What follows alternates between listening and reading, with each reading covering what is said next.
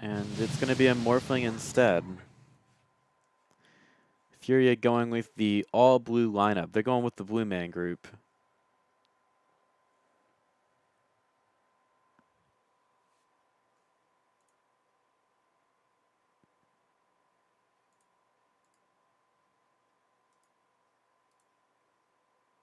Seconds remaining.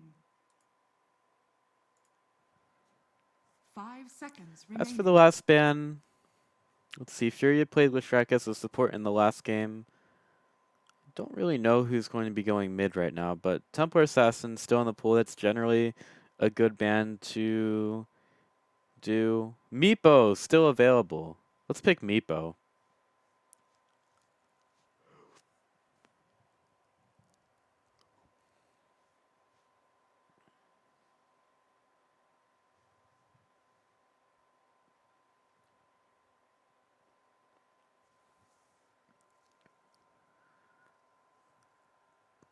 Still a lot of options though. FURIA might even go for a Death Prophet again if they actually itemize it correctly this time around. But the Tusk gets the ban for paiN Gaming. Generally a good counter to the Bloodseeker.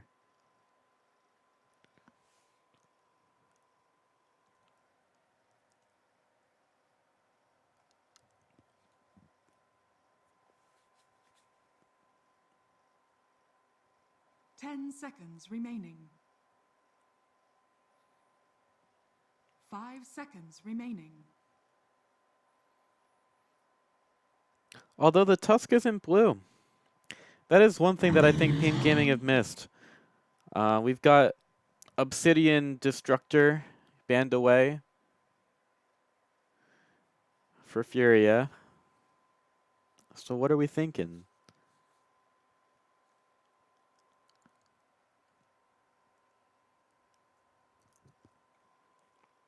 I hope that the mid hero for Murdoch is a little bit more of something that he's used to this time around. I feel like he is used to a certain itemization on the Death Prophet and then failed to realize that a Yule Scepter would have been a lot better. Especially earlier. He just had no survivability, and when you have those heroes chasing you down like that, it's difficult to stay alive. But FURIA get the Tiny, so I believe that's going to be a position 2 Leshrac and then a pos 4 Tiny. Or it might be more farming oriented and put the Night Stalker in the position 4. You don't really want a Night Stalker that doesn't do anything. Remaining. I guess we'll see when this game starts. paiN Gaming 5 seconds remaining. most likely still need their mid laner. Templar Assassin is still available, who's generally the go-to. And I kind of like her over other mids because she is a little bit tankier with Refraction, which I feel like you kind of need next to Bloodseeker. But there's still a lot of options. There's the Ember Spirit, which might come out. Although that does give a couple of abilities for the Morphling to use.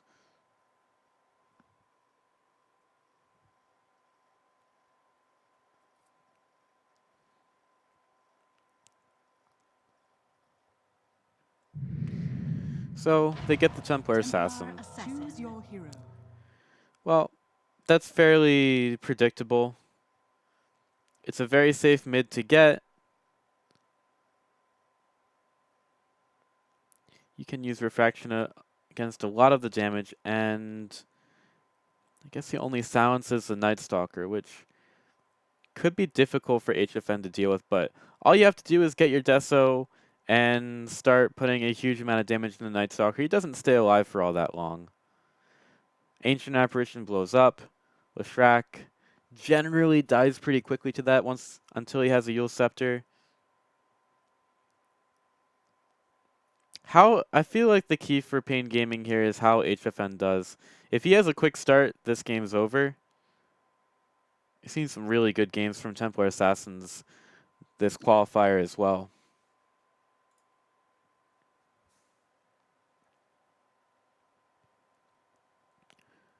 So, again, FURIA have a draft that they can win with. This Morphling can get out of control. They're sort of putting a lot of eggs into that basket once again.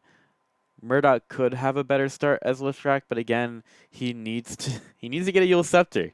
It's very important.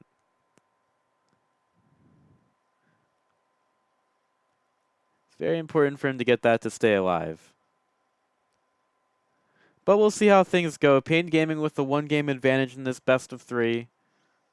All they need is one more win to be able to go against No Ping Esports in the final and try to get some good old-fashioned Brazilian revenge. Even though this is also a Brazil versus Brazil game. So there's going to be a lot of Brazil revenge tonight.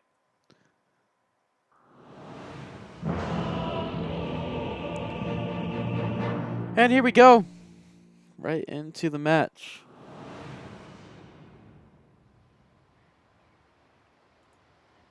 I want to thank you all for joining me for this series. Been a lot of fun to cast it for you so far, and hopefully we have a lot more Dota left to go tonight. May the light keep you. You got rocks in your head. You got rocks in your head. So for now, we've got Heiko on Tiny. Tavo's going to top lane on his past 3 Night Stalker. Murdoch in mid with the Leshrac. Ardio's bottom currently with his Morphling. Meanwhile, bottom, it's Abaddon once again. Definitely would rather have Faceless Void in that matchup, but I still think that this Abaddon, it does too much as a hero. And if we do go to a game 3, there's no reason for FURIA to let this Abaddon through once again. It's just, it really messes up the lane for you, turns it into a loss, or at least it should. I like what I see. I'll take it. You send Bloodseeker to top. So the runes will be split 2-2 once again. The battle begins. Dark Will goes through the mid to check to see if that there's a ward, which there is not. He's looking for the D ward. And I think he's found it. Maybe. We'll see. Duster's there. It's like, I don't know, man. You wanna D ward that? Toss back?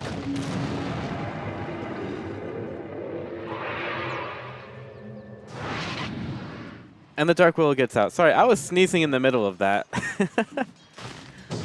But I think the Dark Willow knows where the ward is, so that's at least some information for the mid laner.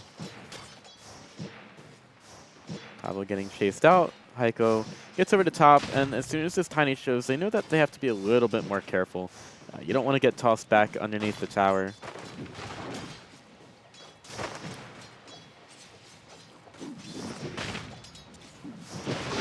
Toss back over to Tavo, but the Dark Willow doesn't really care. She's got the Shadow Realm, and she'll be fine. A little bit of damage back over to Tavo. Easily done. In the mid lane, that's going to be a first blood. HFN Fairy Fire trying for the outplay. Murdoch in trouble, and HFN wins once again. This guy, he's just way too good for this lane. He works Murdoch again and doesn't even care. Split Earth available. Murdoch forced to fake it out. HFN not getting those last hits, but he does get the first blood, and he's immediately just wrecking this Leshracan lane. Goes underneath the tower, getting those denies, manages to dodge the Earth Splitter.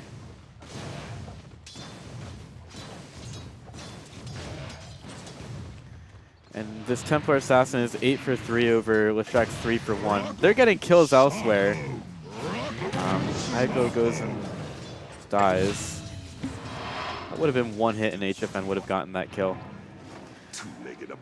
Okay, well, he decides that there needs to be some kind of handicap applied in the mid lane. He'll get back over there. Ardio getting low. Blinding Light over.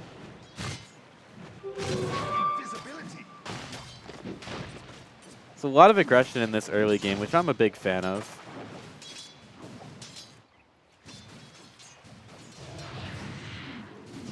HFN is really doing well here. Split Earth misses. Murdoch chased away. I don't know what he's going for here. He has a Diabolic Edict available. We're 4 for 4 on XP. And Templar Assassin's actually fallen away with that death that she had. It's a bit unfortunate. You know, she has no reason to fall behind in this lane. Dark Will a little bit low at top. Diabolic Edict cuts through the refraction. Another one's up in 5 seconds, and she's eating it. She's eating that a lot. Split Earth misses. Murdoch has the bottle to get back up. In the top lane, Tavo low will get tossed. And 40R really wants this. He'll get it. Avalanche keeps 40R there for a little bit longer. But he gets out scot-free. Albeit a little bit slower with the hero dead. Murdoch, Diabolic Edict, HFN force back. Might decide to go in on this. Murdoch is still really low. Trying to get the side blade hit through the creep there. HFN still denying so well here. And has reclaimed the XP lead over Leshrac. He's forced to go down towards bottom and look for a lucky green rune. But 444 is here. Blinding Light gets him away, dodges the Split Earth. TA is not going to walk over. I think they've done enough mental gymnastics to demoralize the Leshrac. HFN looking for more. Not level 6 yet, so she won't find any side blade or side traps. Dire's top tower is under attack. And luckily, the Leshrac, he gets some regen delivered to him. And some side blades through.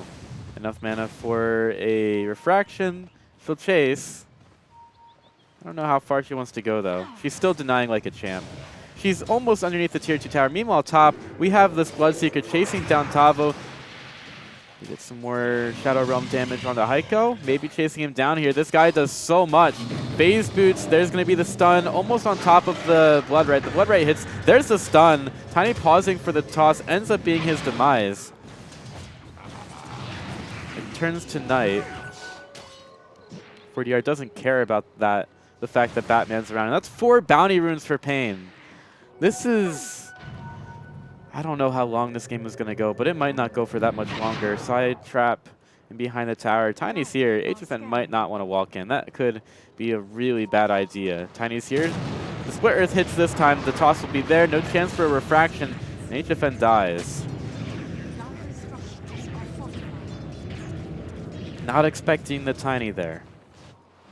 Maybe getting a little bit upset. But that does signal to the Bloodseeker that he can start to go ham on top. Dark Willow getting the Wrath on the Tavo, and they want to go, forcing him around the Bramble Patch, getting themselves a chance to get the block off, but you're trying to attack the Night Stalker at night. Generally isn't going to go so well for you. But he does take more than half of his damage as harassment.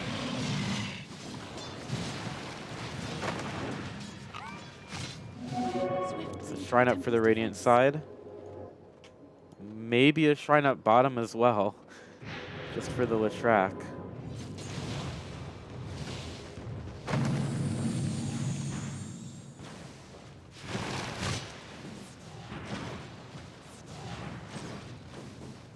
Nothing much has been happening bottom. Like right now, paiN Gaming, they are winning in every single lane. Sabadon is even outlast hitting the Morphling right now.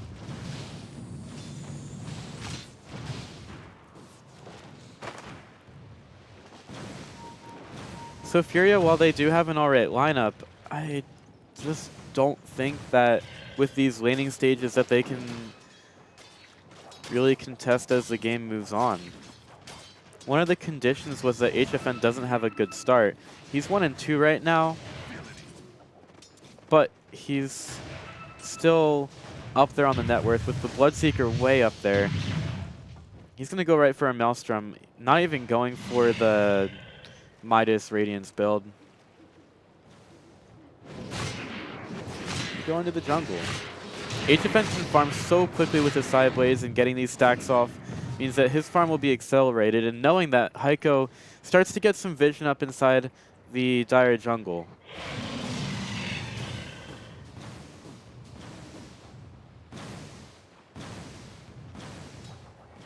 Tiny might punish paiN Gaming here. They don't have vision of this guy moving around. He does place the ward.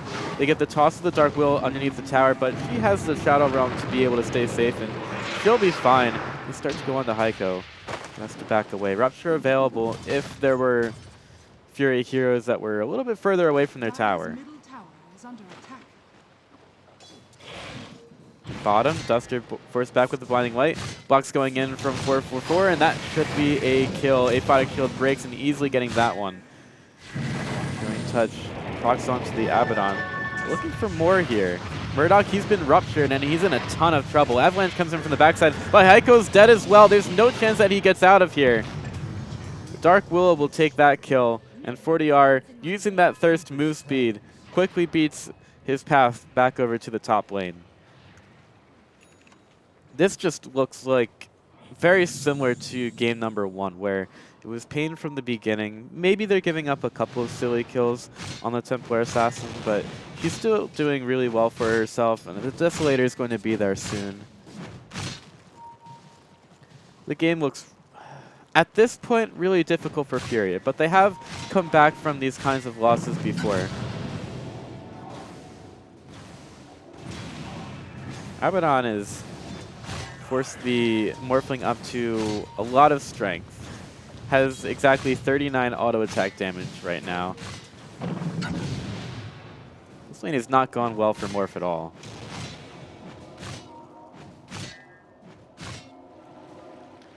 Back down to 0.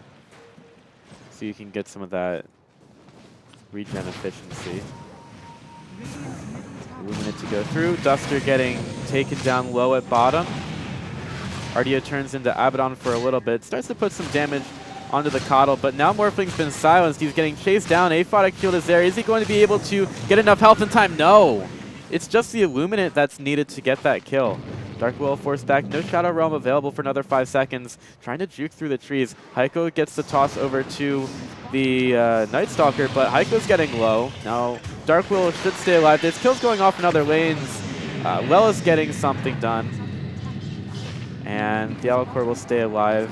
I don't think the top is going to get caught by that Blood Ray. He's moving a little bit too quickly and might decide to go back in now. Has the Magic Stick charges to go.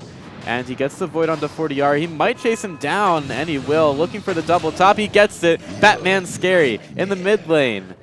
Murdoch TPs away from HFN after he gets the tower. Some nice kills from Furia. You give the double to Night Stalker top, but still, the Morphling has so very little. And that's going to become a problem.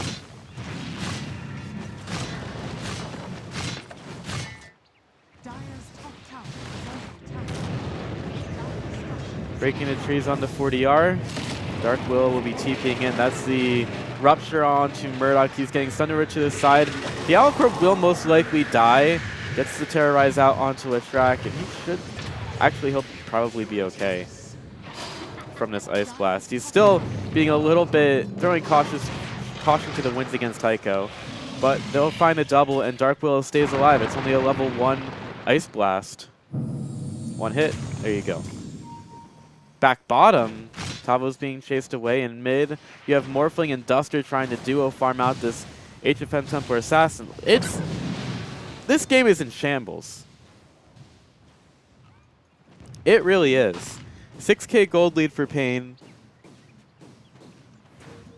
Everybody's just, hey. Hey. How's it going? It's great how they just sit there looking at each other.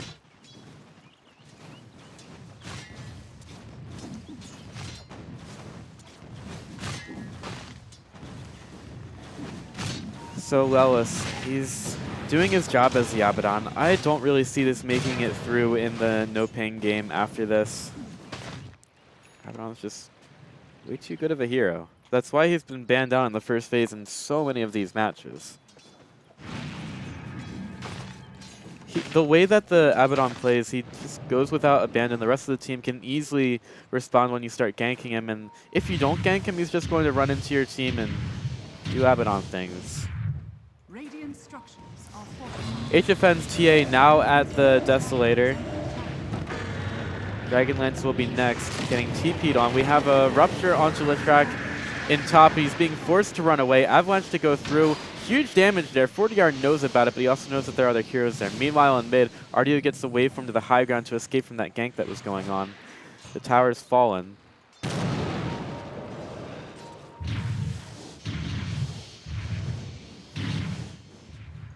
And Heiko finds the Bloodseeker. I don't know if he wants to. There are 3 heroes behind him. It's going to be nighttime in 2 minutes unless Night Stalker uses his ultimate, presses R button. Maybe they go for Dark Will here, but instead they go to push the tower. Heiko will get stunned over to the side. Abaddon decides to TP into the battle. And HFN takes the tower bottom. I don't know. FURIA are too willing to give up so much around the map right now. Dust is going to fall, throws out the Desperation Ice Blast here. Tavo is going to get stunned. The Blood Right's going to be there to force him down south. Can't stay in the trees any longer. And with 4 heroes responding to the push top from FURIA, it's an easy twofer.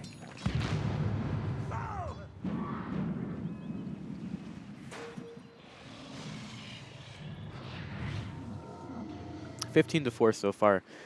Tower is going down all across the map. TA is starting to get a bit unhinged. Dragonlance almost completed for her. Back up. Wait for the Abaddon to get there. I don't know. This. Radiant's top tower has fallen. Radiant's top tower is under attack. This looks very similar to game number 1. HFN sees heroes start to go towards the lane. Haste rune for Leshrac.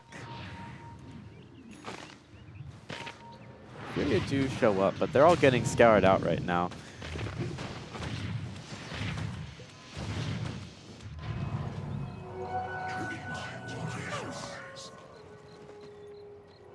A tithe to the impurities.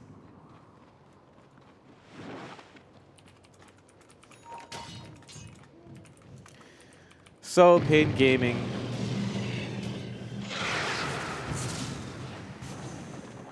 They're very far ahead right now, and that's a bit of an understatement. 9k gold lead, Maelstrom for the Bloodseeker. Mjolnir will be next. TA's gotten to her Dragonlance, and it's 1,000 gold in her pocket. Tower is under attack. Now it's time for Roshan. You were kind of wondering when this would be. Just walk on in. You have Abaddon there to help as well.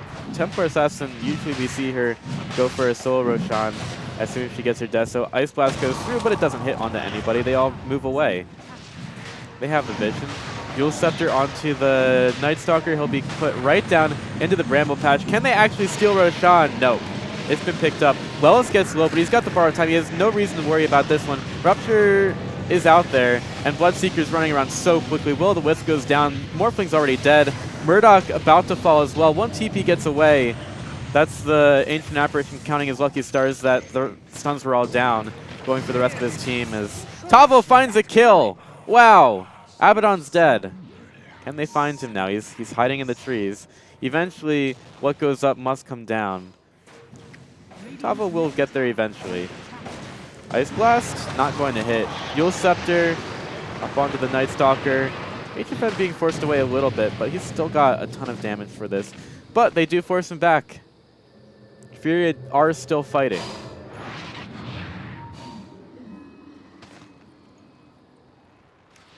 Morphling very desperately trying to build a Yasha. First item Yasha at 17 minutes. That's not really where you want to see your Morphling at. Aghanim's is his dream.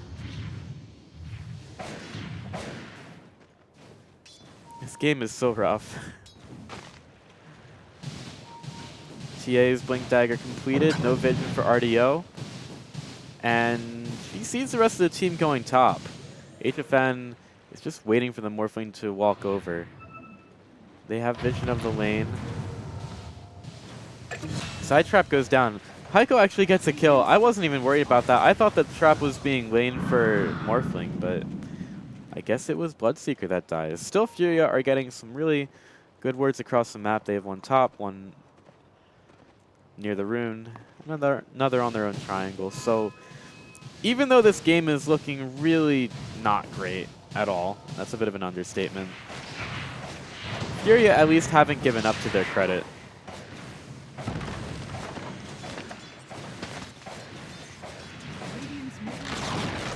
HFN gets a tier 2. Ardio being forced away. They don't really have vision of him. Dark will reestablish his dominance in the Radiant Triangle. Looking at top.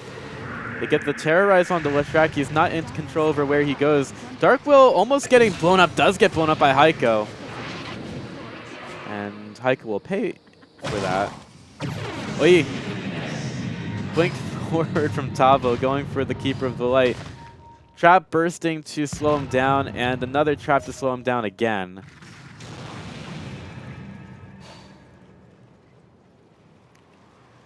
That's a bit unfortunate. I thought it was kind of funny how the Night Stalker blinks right in the face of the Coddle and doesn't care at all. Abaddon is really sensing blood here. Oh, right next to Murdoch. Well, the Wisp goes down. They're going to keep him there. Templar Assassin shows up to the fight, and so Twitch chat is telling me that apparently there's a personal dispute between HFN and Murdoch. That's obviously showing a little bit there.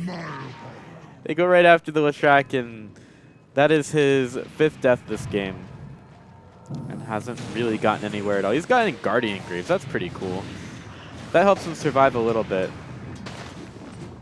but most likely not enough.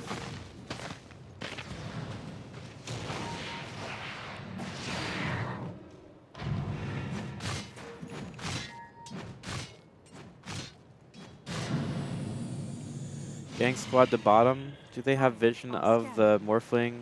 Yeah, they do. They know where the Morphling is. There's the stun. Morphling turns into the Dark Willow trying to get away. The silence will be there, so Ardio is very dead. Just a bunch of Jexes flying around. Nice blast in return. A nice blast, as I like to call it. Maybe a try for Abaddon. Heiko shows up. And Abaddon doesn't care. He's like, you might have an entire team behind you, but I don't care at all. Templar Assassin looking for vision. She sees the Tiny. Now she doesn't. He gets away fast enough. But they're looking for the last tier 2 tower to take down. Blink Dagger done. BKB almost.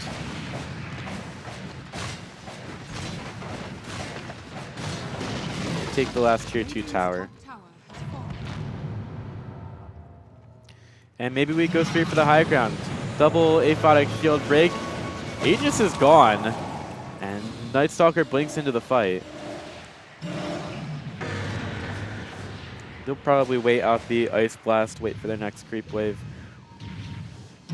Or maybe, just maybe, they will farm for another 3 to 5 minutes. Wait for the next Roshan.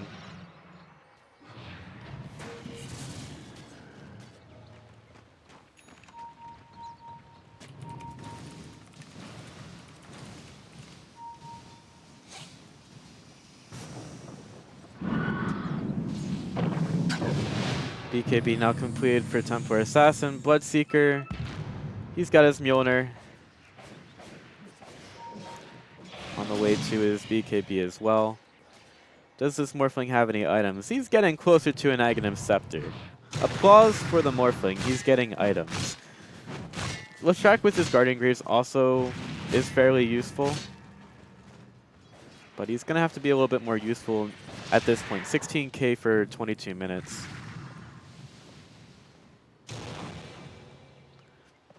And paiN Gaming are starting to just put the stranglehold on Furia. Are you ready to rumble? It is somewhat difficult to push into this FURIA lineup. They have, especially without a pick-off, you are pushing into a Tiny, you're pushing into an Ice Blast. So paiN Gaming are happy to keep these lanes pushed out. Most likely until the next Roshan. I don't see FURIA. I mean, FURIA proved to us yesterday that they can turtle for a really long time if you let them. They did it for basically 2 games in a row against NoPing Esports. And then NoPing ended a game in 35 minutes. That was kind of the end of it. Tiny really wants a Blink Dagger. And then the TA wouldn't be able to walk up like that.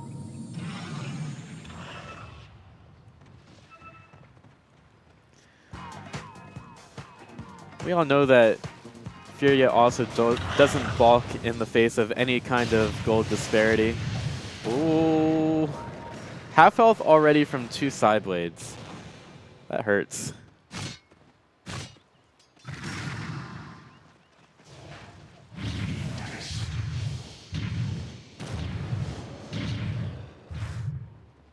So we'll find when Roshan respawns in just a little bit. We all know that's what the teams are waiting for. It's just going to be a minute-long respawn. So we won't have to wait so long for paiN Gaming to go for that. FURIA still has some good tools for this defense. But I think everybody's gotten used to their turtling by now. paiN Gaming just has to not make any silly decisions. Right now they have access to the entire map if they want. They're farming the Radiant jungle, they're farming the lanes right in front of FURIA's face. And the vision, you can see this chokehold on the Radiant side. They can only see just outside of their own base. They really can't get adventurous at all. But now they are adventuring a little bit. The smoke is there. A couple supports are in the mid lane. The smoke gets used for them. And FURIA won't find anything as they've ventured outside the base. Eventually this is going to get figured out because the creep waves are pushing in and no one's trying to farm this. Roshan spawns and the Ice Blast scouts it out. paiN doesn't really want to sit there while that Ice Blast is going on, but they don't have much to worry about. If anything, they know that it's off cooldown, or on cooldown rather. Go back into Roche, and it goes so quickly. She's down. Aegis is well picked up by HFN. They find the Tiny. He throws out the Avalanche to try to stay alive. It's going to be 1 hit, probably 2, then 3. Lilith finds that kill with a miscoil. Murdoch also to fall. Bloodseeker making quick work of him. Leshrac has buyback. Tiny does not. Leshrac uses it immediately. But paiN get it for nothing, and there's a double damage, or there was a double damage rune on Templar Assassin. Now there's not. But she doesn't really need it to go for high ground.